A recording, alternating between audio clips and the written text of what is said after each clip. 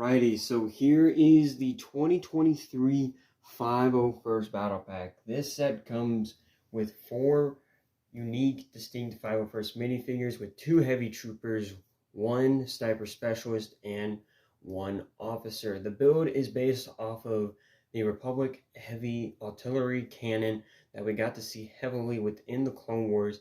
We didn't get to see it a whole lot in the later years of the Clone Wars, but it was still something that the Republic had used throughout its duration of the Clone War. Now, the build is really nice, so we're going to take a look at the build, and then we're going to take a look at the minifigures. Alright, so starting off with the build, it is really cool to see a smaller version of the original artillery cannon. And LEGO has made a few of these in the past with the first Clone Wars Battle Pack, which was an artillery cannon, and then they made a actual set with Plo Koon and the Wolf Pack, and that is a retired set and probably one of the most expensive Clone Wars sets just because of the fact that it has the Wolf Pack in it. But this build, honestly, is not entirely bad. There are some things with it, like especially the back area where it is most exposed at, is kind of annoying to look at, but everything besides that, it is really nice. Now, one of the things that I think LEGO could have done better is the seating for the clone trooper for $20, being the fact that this is pretty much all you get with, some different 501st minifigures. For $20, this should honestly be something to where the minifigure obviously cannot be pushed off or any sort of way. It should be able to properly sit and maybe have some sort of control panel. I don't know, maybe I'm just a little picky, and maybe the 2020 501st Battle Pack did it better for me in terms of the build wise. But in all honesty, this is not entirely a bad build. So the first minifigure that we're actually going to look at, and because of the fact that it has 2 duplicate and minifigures in this set, is the Heavy Trooper. Now, the Heavy Trooper isn't really a bad design at all. LEGO took heavy inspiration based off of the Battlefront 2 game, and they even as far as went to adding a backpack, which I do have a video where I will be slightly modifying it just because of the fact that the backpack could have looked a bit better. But LEGO ended up implementing this after giving us the Phase 2 Commander Cody set back last year.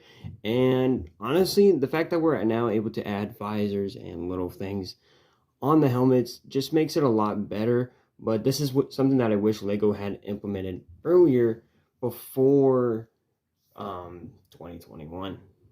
The next minifigure that we're going to take a look at is the 501st Sniper Specialist, which honestly, in my opinion, looks the coolest compared to the Heavy and Officer, honestly, just because of this visor or piece right here that I mentioned that you are able to add. LEGO did give you a bunch of these pieces that you can use, and with any of the minifigures that have helmets that can, has 2 holes on the sides, you can easily add this, and honestly, it just looks really cool. They didn't give the minifigure anything crazy for the back, so. Now, the final minifigure is the 501st Officer, which has some pretty cool leg printing, being the fact that you have these little, I don't know what they're called, but it's the little things right here that they have added to it on this print, and it does look really cool. All these minifigures were inspired by the Battlefront 2 game, and honestly, this minifigure is pretty cool, but compared to maybe the Heavy Officer, the Heavy Trooper, or even the Sniper or Specialist, it doesn't do a whole lot. But for people who don't have Captain Rex, I guess this is a good, suitable minifigure that you can use for that, until LEGO actually gives us a Captain Rex minifigure. So all in all, what do I think about the build? Honestly, I gotta say, for a 20th anniversary Clone Wars set, this isn't bad at all. Now, what I mean by Clone Wars is the Clone Wars has had its 20th anniversary, and this was a set dedicated to the 20th anniversary of the Clone Wars in general, and it is not bad. You get a huge diverse amount of 501st characters compared to the previous one.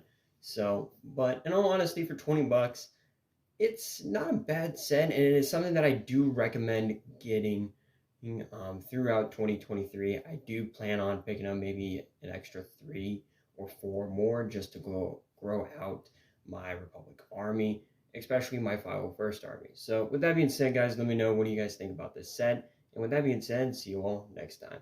Peace out.